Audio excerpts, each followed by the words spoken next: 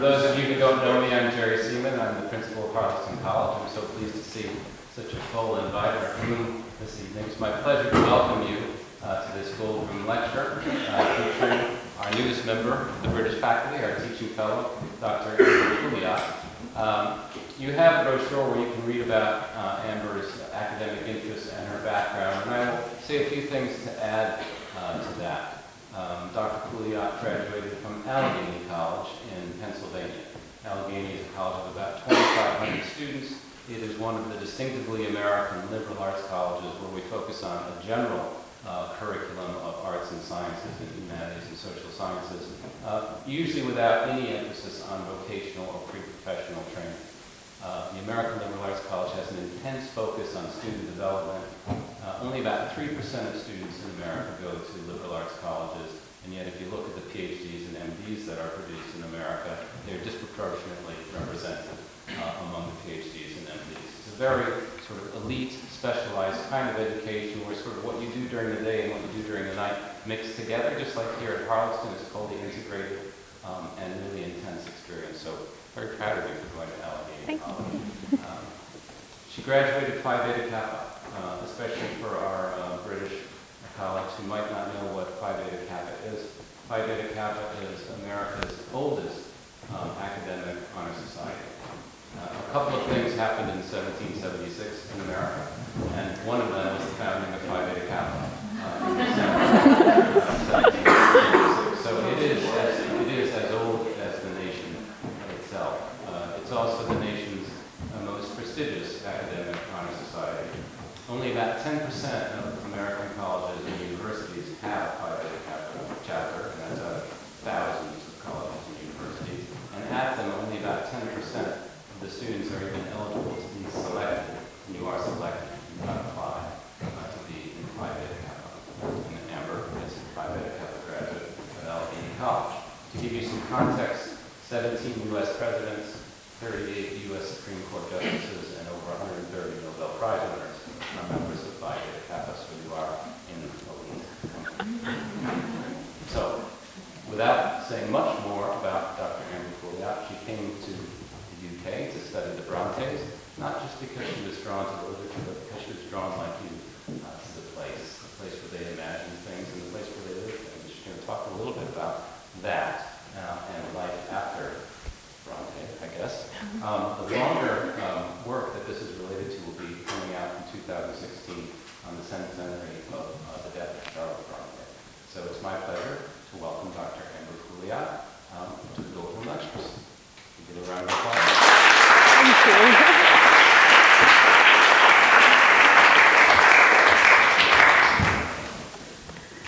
As recently as last year, the Brontes were yet again drawn into a debate about heritage and sustainability. In this instance, the fiscal sustainability of Kirklees Council in West Yorkshire was pitted against the sustainability of two heritage sites associated with the Bronte family. The Red House Museum, which was once the home of Charlotte Bronte's friend Mary Taylor, and Oakwell Hall, which Charlotte visited.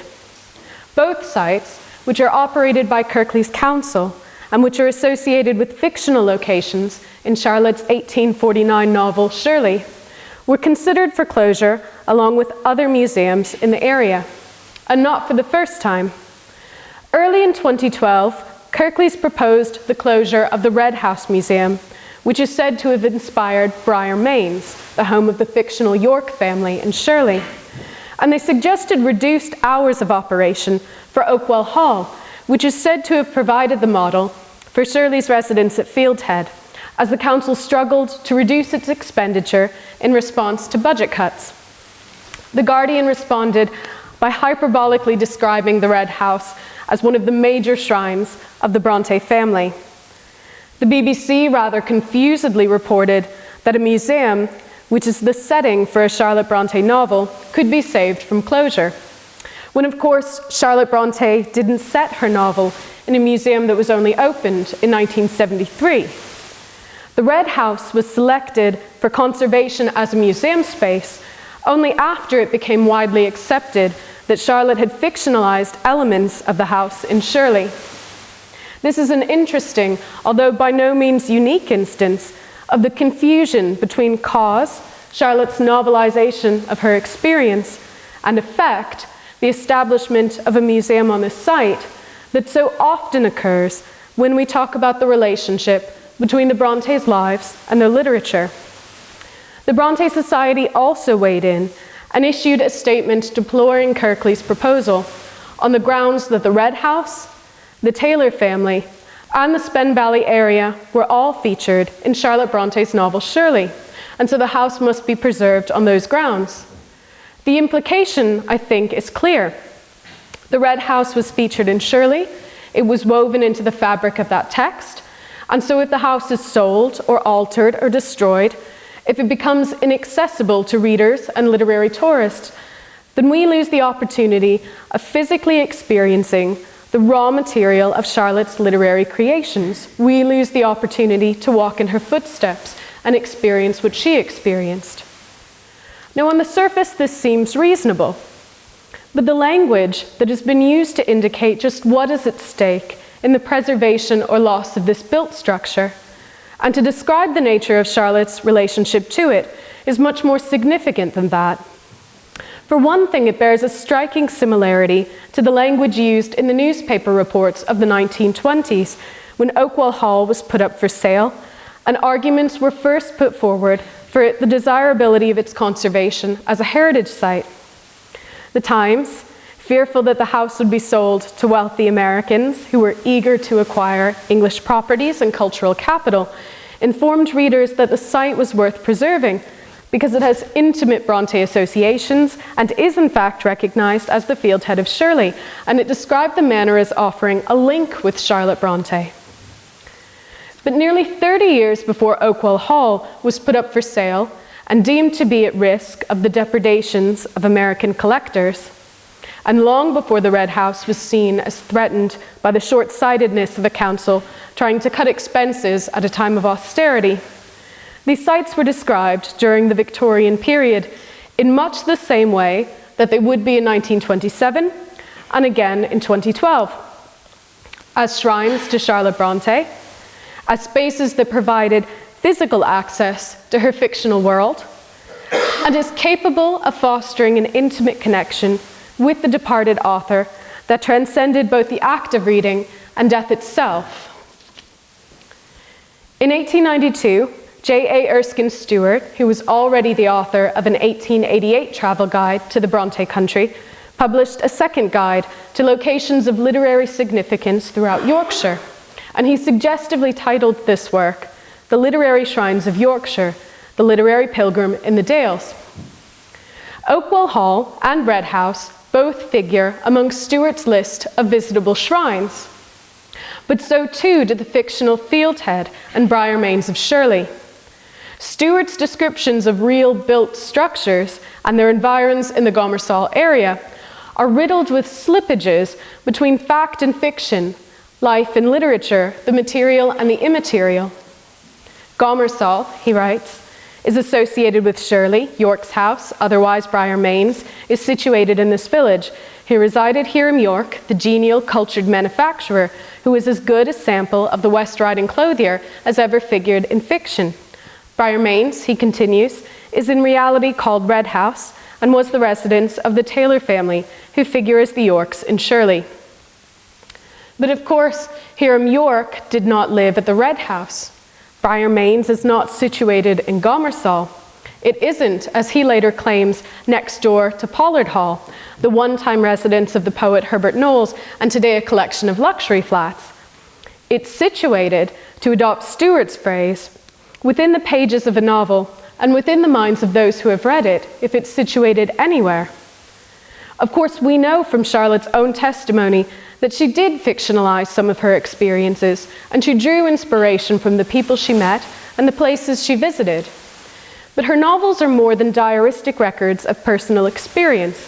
They're works of art, conscious and purposed creations, and to view them otherwise is reductive. By leveling the distinction between the fictional spaces that Charlotte created and the concrete material sites that she visited, Stewart essentially offers his readers the illusory promise of being able to enter the imaginative space of the novel. Nowhere is this more apparent than in his description of the Spen Valley, where he claims there are some pretty bits of woodland, and although sadly marred by soot from factory and pit, a pleasant walk may yet be taken, where Robert Moore and Caroline Helstone carried on their game at hide and seek. Now, according to Stewart, it's not only possible to walk in the footsteps of Charlotte Bronte, but to share a footpath with her fictional characters. The implication is that by visiting these material locations, the literary tourist, or pilgrim as Stewart styles him, can enter a text in a way that's not possible through the act of reading alone.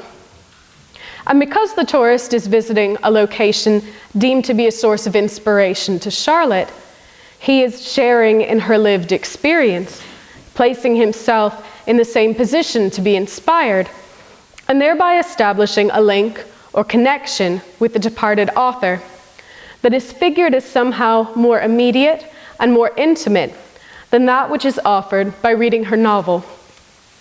Stewart displaces the primacy of Charlotte's text, which we might view as an expression of her authorial self, in favor of the sites that she visited and touched, third-class relics.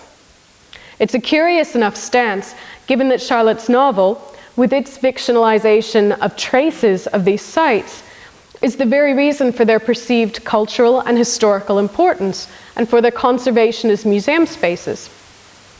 For Stewart, the material structures Charlotte visited and touched are not just shrines in the secular sense of that word, as a site of immense cultural importance.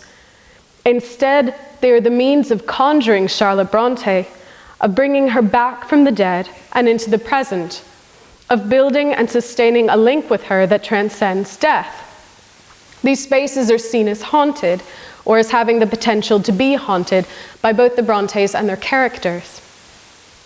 From the 19th century to the present day, discussions about the sustainability of built structures, relics, and landscapes associated with the Bronte family have often been intertwined with discussions about the sustainability of the Brontes' literature and of the family itself, in the sense of their ability to remain relevant to posterity. But what is perhaps more significant is that these debates about sustainability have also been suffused with the language of spiritualism and the supernatural. Metaphors of haunting and possession abound. Inherent in Stewart's and in later writers' understandings of the relationship between author, text, shrine, reader, and tourist is the belief that preserving the material remains of the family for readers and visitors to inspect will create the conditions necessary for a kind of seance to take place, during which both the dead authors and their characters are brought to life. And we can trace this belief, this perception of the Brontes as figures who haunt both the concrete landscapes and built structures they visited, as well as the imaginations of successive generations of readers and tourists, back to the mid-19th century, to the weeks following the death of Charlotte, the last surviving Bronte sibling. On the 6th of April, 1855, just days after Charlotte's death, fellow author Harriet Martineau, who had a strained relationship with Charlotte in life, wrote an obituary that can only be characterized as Gothic. She described the family's home at Haworth as a place of suffering, a living sepulchre is how she described it. And she painted a ghostly picture of Charlotte as one who so lately stole as a shadow into the field of contemporary literature, henceforth haunting only the memory of the multitudes whose expectation was fixed upon her. The obituary has obvious affinities with another commemorative text published just weeks later in May of 1855.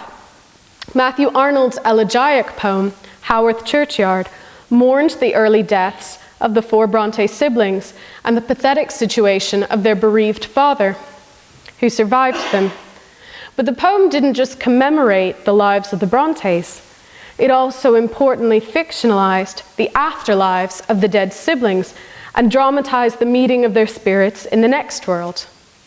Despite being generically different, These two commemorative texts essentially tell the same story of mourning and misfortune, and they reveal that within weeks of Charlotte's death, the popular understanding of the topography of the family's lives was already becoming crystallized.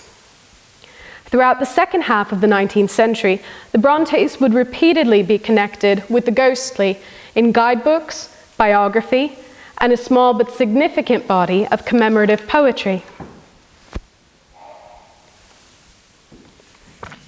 Arnold's poem, Haworth Churchyard, was followed by Emily Dickinson's Charlotte Bronte's Grave, published in 1896, but written around 1860, by George Barlow's In Memory of Patrick Branwell Bronte, Genius, dated 1870, Francis William Lauderdale Adams to Emily Bronte, published in 1887, Lionel Pigot Johnson's Bronte, dated 1890, and Harriet Prescott Spofford's Bronte, published in 1897. The majority of these poems were written or published towards the end of the 19th century, and even Arnold's elegy underwent a substantial revision. In 1855, he mourned Charlotte's early journey on the path to the silent country, as he called it. In 1890, the poem reappeared with an epilogue that countered his original conception of the sleepy, silent ghosts with an acknowledgement of their unabated activity after death. Unquiet souls, in the dark fermentation of earth, in the never idle workshop of nature, in the eternal movement, ye shall find yourselves again, he wrote.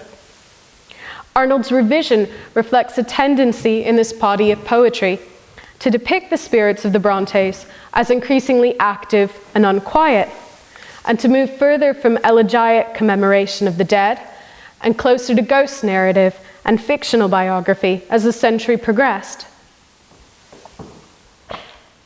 Although all four adult siblings appeared as ghosts in the 19th century poetry, Charlotte's death provided the occasion for the writing of the first of these poems. And most importantly, it was Charlotte's first authorized biographer, Elizabeth Gaskell, who consolidated and popularized this understanding of the Brontes as haunted and haunting in her 1857 biography, The Life of Charlotte Bronte. In the process, Gaskell catalyzed the siblings' transformation from historical figures to fictional characters. Her highly wrought appeals to the reader's sympathy, coupled with her delineation of a cast of major and minor characters, minutely described domestic and natural settings, and dramatic account of the development of genius against the backdrop of inexorable family tragedy, lent a distinctively novelistic quality to the life. And this has been acknowledged by many critics, including Jenny Uglow, Juliet Barker, Lucasta Miller, Angus Eason, and Eden Duffy, as well as by Gaskell's contemporaries. One of the ways Gaskell affected the semi-fictionalization of the family was by infusing her biography with the supernatural. And it's this feature of the life that appears to be responsible for the Brontes' gradual association with the ghostly. The first chapters of Gaskell's biography delineate the environment and customs of Haworth with such detail that they resemble a guidebook to the West Riding. Yet in these chapters, filled with topographical and ethnographic detail, Gaskell relates several supernatural tales. One of them is the story of a young girl who dies after being seduced by her brother-in-law and forced into a miserable marriage. Gaskell writes that the tale went that passers along the high road at night time saw the mother and young daughter walking in the garden, weeping, long after the household were gone to bed. Nay more, it was whispered that they walked and wept there still when Miss Bronte told me the tale, though both had long mouldered in their graves. Although she initially discounts this story as a specimen of the wild stories afloat in an isolated village, Gaskell concludes her tale with a statement that seems to affirm its truthfulness. She writes, "The strong feeling in the countryside still holds the descendants of this family as accursed. They fail in business or they fail in health." So she inscribes these pacing ghosts into the neighborhood that the living Charlotte Bronte inhabited. Similarly, Gaskell embeds her supernatural tales of a nearby clergyman's communion with black demons and of Captain Bat's post-mortem appearance at Oakwell Hall in a series of facts about boarding schools and woolen mills. And in one remarkable passage, Gaskell supernaturalizes the Brontes themselves. She effectively creates a ghost narrative about the family that emphasizes their suffering and at the same time explains and excuses one particularly sexually charged scene in Jane Eyre. She describes Charlotte Bronte's agonizing loneliness and longing for her dead sisters. She writes, "All the grim superstitions of the North had been implanted in her during her childhood by the servants who believed in them. They recurred to her now, with no shrinking from the spirits of the dead, but with such an intense longing to once more stand face to face with the souls of her sisters as no one but she could have felt. It seemed as if the very strength of her yearning should have compelled them to appear. On windy nights, cries and sobs and wailing seemed to go round the house, as of the dearly beloved striving to force their way to her. Someone conversing with her once objected in my presence to that part of Jane Eyre in which she hears Rochester's voice crying out to her at a great crisis in her life. I do not know what incident was in Miss Bronte's recollection when she replied in a low voice, drawing in her breath, but it is a true thing. It really happened." Jane Eyre was, of course, published before the deaths of Emily and Anne. But by prefacing her reference to that text with a tragic description of Charlotte's bereavement, Gaskell makes it seem as though Charlotte was inspired by a real-life haunting, and one that is connected to her home at Haworth. Jane, of course, hears Rochester's disembodied voice at a moment of crisis, when she's on the brink of accepting St. John River's offer of a loveless marriage and a life of Christian servitude in India. The voice has an almost orgasmic effect on Jane. It resolves her uncertainty, and it gives her the strength to reject this offer. So you can see how Gaskell sanitizes this scene and the emotional and sexual bond between Jane and the man who tried to trick her into a bigamous marriage. Instead, the scene becomes the fictionalized representation of Charlotte's communication with the spirits of her beloved sisters. That air of gloom and ghostliness that Gaskell cultivates throughout the biography has the effect of making the supernatural and macabre a part of the topography of Charlotte's life, as much a fact of her existence as the mills and the moors. Although obviously Matthew Arnold's poem predates Gaskell's biography, I think it's very likely that the authors of the 19th century Bronte poetry were influenced by the many instances of haunting and the supernatural in the life of Charlotte Bronte. We know that Emily Dickinson read it prior to writing her poem, and there are some fascinating parallels between Harriet Prescott Spofford's poem Bronte and Gaskell's biography. In particular, Spofford seems to transform Gaskell's tragic portrayal of Charlotte as haunted by a desire to be reunited with her sisters, and instead, Spofford presents Emily and Anne as tormenting ghosts who infiltrate the parsonage to lure Charlotte away from a life of love and happiness with her husband, Arthur Bell Nichols, and the ghosts lead her to her death. It's important to emphasize that the ghostly poetry of the 19th century differs in important ways from both Gaskell's biography and from later works of biographical fiction. Bronte fictional biographies are creative reconstructions of the Brontes' lives that combine known facts about their experiences with imaginative speculation about those aspects of their lives that haven't been inscribed in the historical record. The characters are individuated, and they tend to conform, at least in some respects, to standard biographical descriptions. In the poems, however, the ghostly Brontes are shorn of the attributes they were said to have possessed in life. Not only are they unnamed in the bodies of any of the 19th century poems, with the exception of Dickinson's, but the siblings are often treated as an indistinguishable conglomerate, as one massive dead Bronte. They're described by Arnold as a sisterly band and a cluster of friends. They're referred to by Johnson as royal sisters of the North, and they're transformed into an interchangeable three ghosts upon the stair by the end of Spofford's poem. In contrast to fictional biography, these poems are unconcerned with biographical fact or with the imaginative exploration of gaps in the Bronte story. Instead, what they offer readers is a subjective depiction of the Brontes in the afterlife. They use the trope of haunting as a metaphor to describe their continued cultural and, perhaps most importantly, their personal significance after death.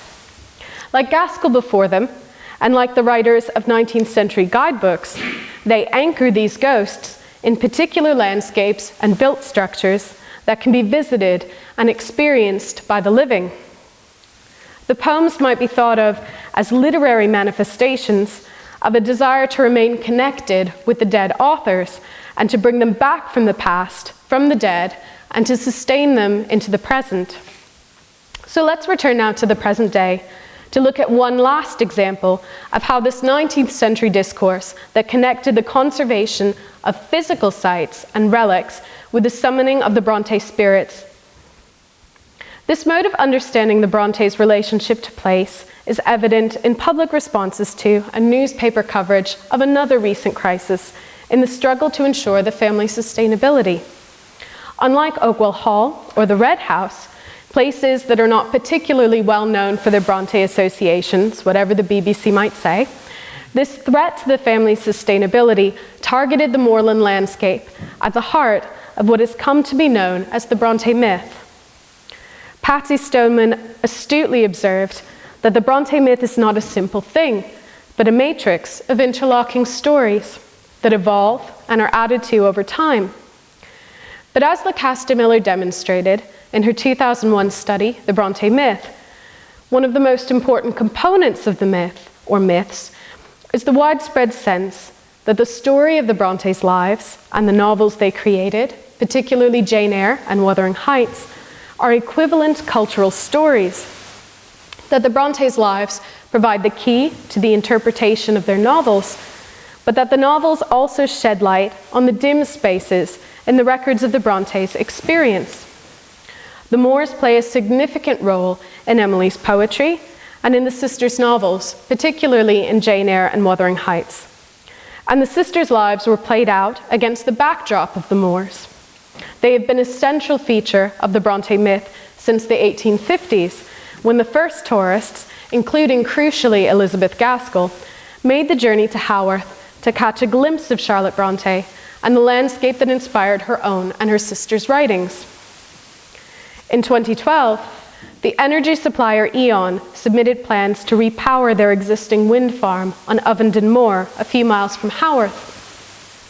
E.ON intended to reduce the number of wind turbines already visible from parts of Haworth from 23 to 9, but to more than double their height, making a much greater impact on the visual amenity of the area. In the same year, Banks Renewables sought permission to erect a new wind farm on Thornton Moor, also near the Brontes' home. According to The Telegraph, in 2012 alone, Bradford Council received more than a dozen applications for wind farms in this area. Articles covering the struggle between the green energy suppliers and anti-wind farm campaigners carried titles that erased any distinction between the moors of West Yorkshire and the moors created by Emily Bronte, between real concrete spaces, spaces that would, if planning permission were granted, literally be injected with tons of concrete, on the moors of Wuthering Heights, those ambiguous spaces of interpretive possibility where the ghost of Cathy and Heathcliff might wander. Sky News announced a wind farm plan for Bronte's Wuthering Heights. NBC World News followed with the headline, "Wind farm plan for Wuthering Heights region riles Bronte fans," and the Daily Mail warned of a second wind farm threat to the moors of Wuthering Heights, indignantly informing its readers that Thornton Moor's windswept plains were the scene for Cathy's passionate declaration of love in which she exclaims, "Make the moors never change, and you and I never change." These articles palimpsestically inscribe the threatened turbines on moors that exist only within the pages of Wuthering Heights, as if within their shadow Cathy's declaration of love would become impossible, as if the erection of the wind farms would somehow alter or diminish the novel for successive generations of readers. It might seem as though what I'm describing is simply a matter of journalistic shorthand, intended to alert the non-specialist reader to the literary significance of these sites. But it's telling that the impact of the proposed wind farms was described in virtually the same way by Sally MacDonald, the chairman of the Bronte Society, an organization which is, by its own admission, responsible for promoting the Brontes' literary legacy within contemporary society. Responding to Bradford Council's rejection in 2013 of yet another wind farm proposal for a site in Oxenhope, MacDonald issued the following statement. Visitors journey from around the world to see the wild moors of Emily Bronte's Wuthering Heights and want to see high-waving heather, not high-waving turbines.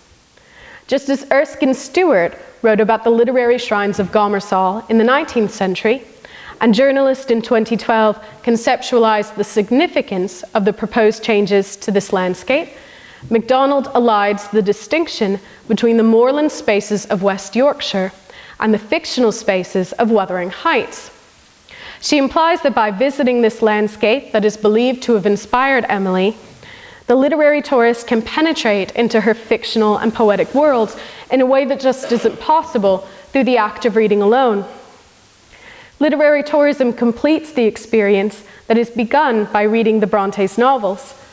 In this sense, sustaining literary tourism by keeping the moors free from structures that are considered discordant with that strain of the Bronte myth that insists Haworth was a virgin wilderness rather than the industrial town that it really was during the Brontes' lifetimes, is figured as essential to sustaining the Brontes' legacy within contemporary society. As with the example of the Red House, a similar understanding of the connection between the physical moors, the Brontes' writing, and the family sustainability can be traced back to the 19th century. Le Castamiller perceptively connected the furious responses to the erection of the first wind farm on Ovenden Moor in 1993 with the mindset of the Bronte relic hunters of the 19th century, who, as she noted, wanted contact with their idols through objects they had actually touched. An objection was printed in the Times literary supplement and signed by leading cultural figures like Melvyn Bragg and Lady Antonia Fraser. John Smurthwaite's response, which was also printed in the TLS, is important because it demonstrates, even as it objects to, the persistence into the 20th century of that same mode of understanding the Brontes' relationship to place that we saw in Erskine Stewart's Victorian Guide to Literary Shrines. I am disturbed, Smurthwaite writes, by your correspondent's view of Haworth area as a tribal shrine, where the real world must not be allowed to intrude. The Worth and Calder valleys are not howling wastes inhabited only by the shades of Heathcliff and Cathy. Real people live and work there. And he astutely observed that this relentless obsession with the spatial aspects of the Brontes ultimately diminishes them as writers. In 1965, nearly 3 decades prior to the onslaught of the wind farm proposals, the Central Electricity Generating Board proposed to erect pylons across parts of Haworth Moor. In this instance, both the statements made in support of and in opposition to those plans indicated the prevalence of the belief that landscapes associated with the Brontes functioned as shrines or sacred spaces that summoned and reanimated the sisters and their literary creations for successive generations of readers and tourists. In the Bronte Society Transactions anonymous report of the proceedings, the author recorded with evident annoyance the clerk's easy dismissal of the Society's objections as symptomatic of an unhealthy worship of the Brontes. But it was ironically a statement made by a representative of the Society that highlighted what might be termed the unhealthiness or unsoundness of constructing the Brontes' legacy as to some extent dependent on the conservation of the landscapes and material remains associated with them. He writes, "To the thousands who have read and still read the Bronte novels, the spirit of the local moors has so impressed itself that it would be a sad day for all if these moors were to be desecrated by the line of high pylons and thick cables.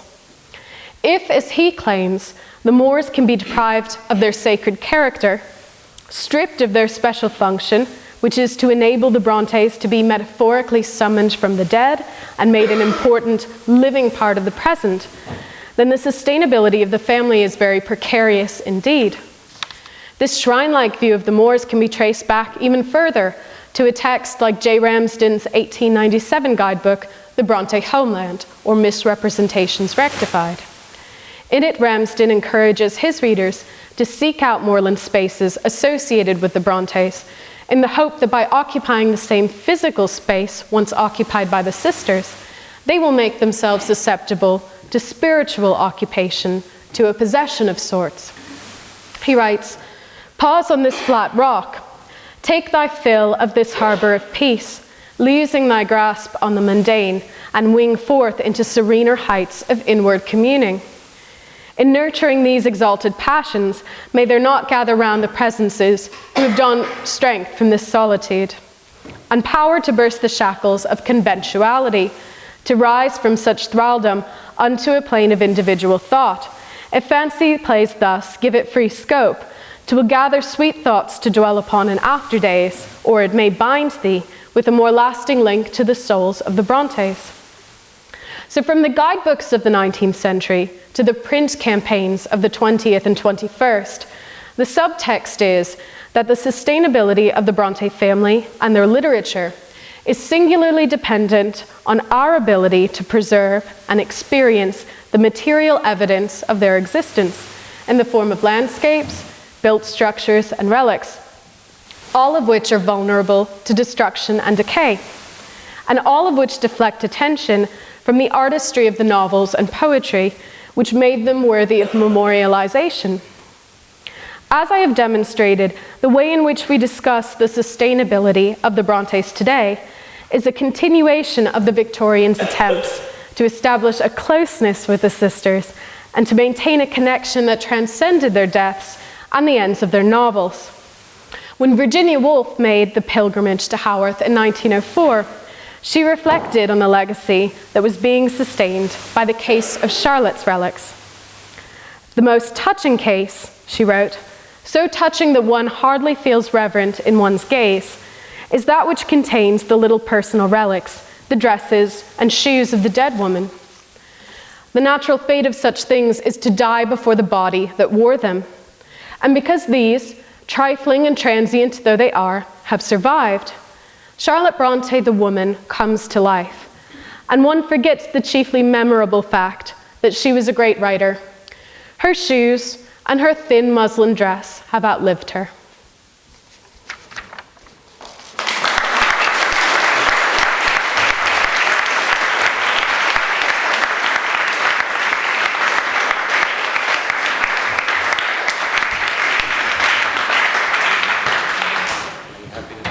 Yeah, I'll take questions.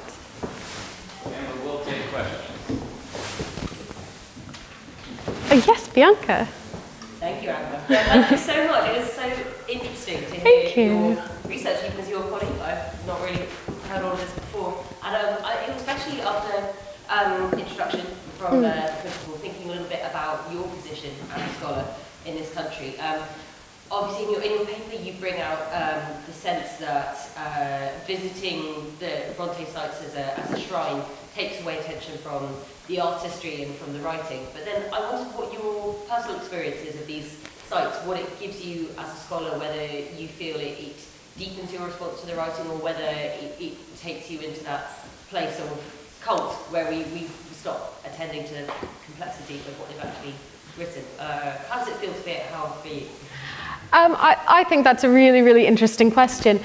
So personally, I kind of started out as one of those people who really wanted that intimate connection with the Brontes. I wanted to touch the things that they had touched. I wanted to wander around in the graveyard in their house. And eventually, as I started to become more interested in the Brontes and in my own relationship to the site as kind of a sanctuary or a site with relics, I started to think about that a lot more. And I've taken students to the site, and it always kind of surprises me what they get out of the experience. In Bronte's handkerchief that's speckled in blood from right before her death has recently been put on display. And that really brings home to my students that she did have quite a disgusting, upsetting, painful death. And it kind of brings the reality of that home to the students in a way that she died on a couch in Scarborough just does not. Seeing the cemetery that's full of upright gravestones kind of showed them how frequently people died, how death was an everyday part of life. So I think in some ways I can see that it's a wonderful experience for teaching. I think that we need to teach the students to be reflective about it. But personally, being able to see her wedding bonnet or the booties that were knit for her potential child, that kind of makes me more passionate about the subject, and I think that causes me to be more interested in the way that her legacy has grown. So yeah, I'm sure that didn't answer the question, but it kind of... The questions? Yes, Deborah. I don't know if this is a question or an observation, but in our recent visit, it struck me, just trying to put together, first of all, thank you. Well, thank you.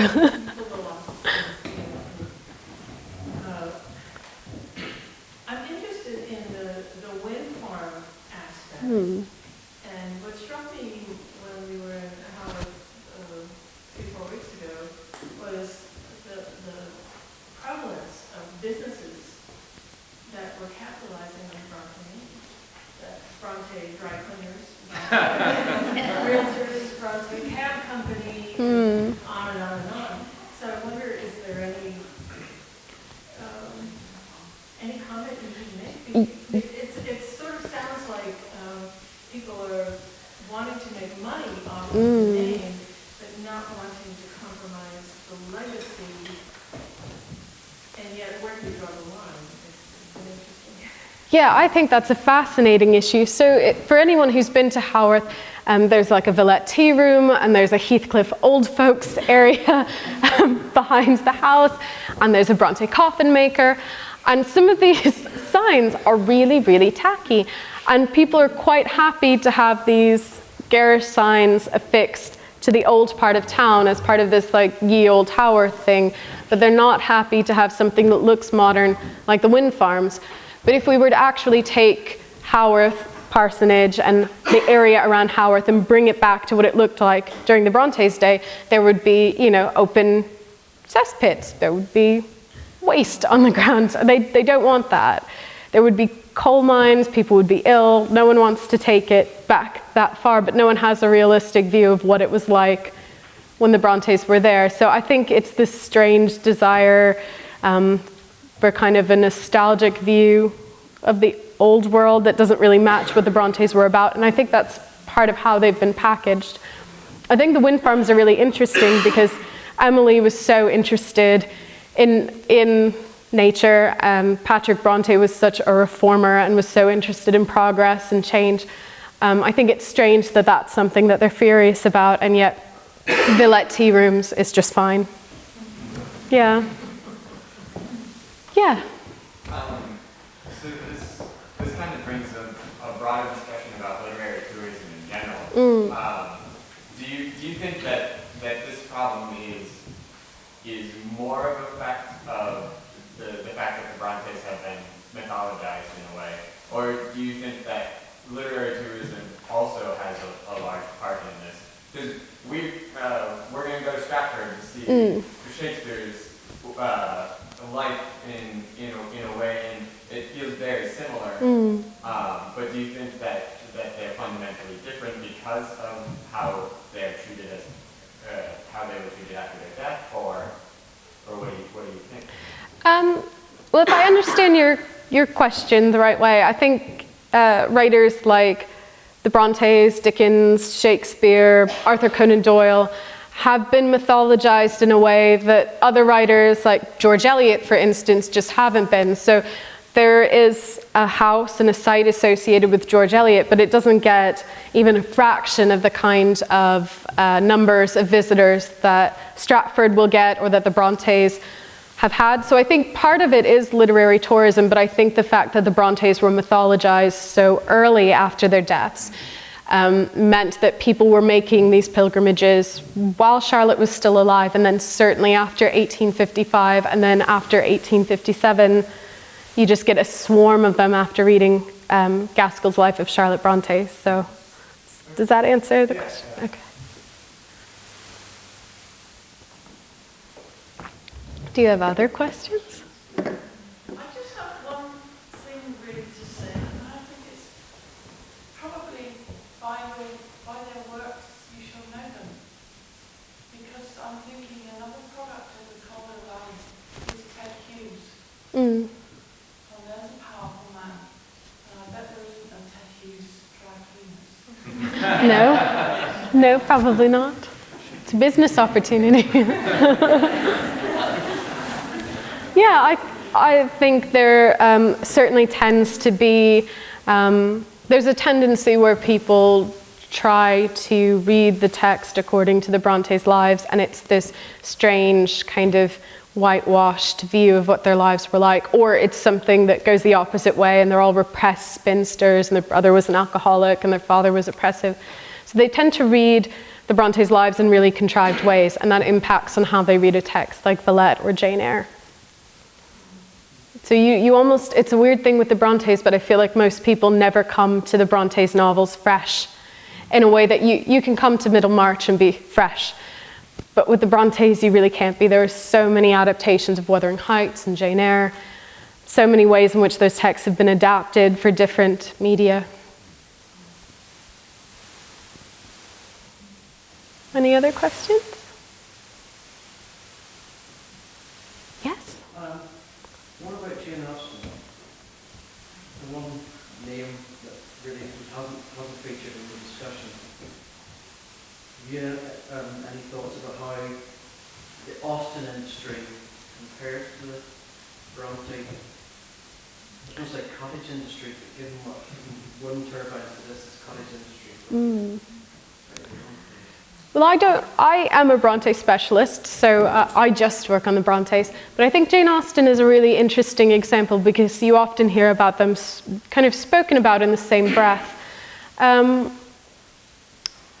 I think in some ways Pride and Prejudice is a much more accessible text, and so I think in lots of ways that has become a text that we see reproduced over and over and over again in all different variations, where some things in the Brontes novels are a bit too brutal and so they have to be sanitized. So I think in some ways you might have more familiarity with the idea of a Mr. Darcy. So I think in some ways that's kind of more fetishized, and you might have people talking about it more and making more adaptations. But I think there's something different because the Brontes' legacy is so dark in a way that Jane Austen's has never been portrayed as. The Brontes died young, and most of them didn't get married, and there were problems with the father and the brother's alcoholism. So I think there's kind of this dark literary tourism, a desire to see their graves, a desire to see where Branwell drank himself to death, in a way that there's not that kind of dark literary tourism with Austen. So I think that might be a main difference.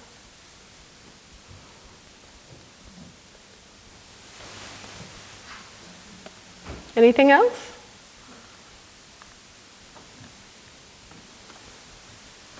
Okay, well, thank you.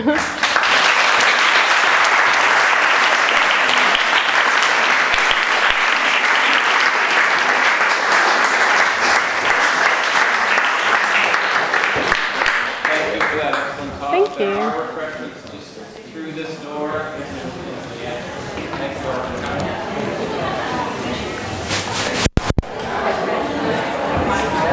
Hello, friend. Thank you. Thank you so much. Thank you. I've never read the Brontes, and now I'm going to You're interested? Oh, you're going to read it really? Sorry, I had a coffee. That's okay. That's fine. I knew that's what it was. Yeah. There's a lot of coffee to take. There's a lot of coffee. You laughed at one. Yes.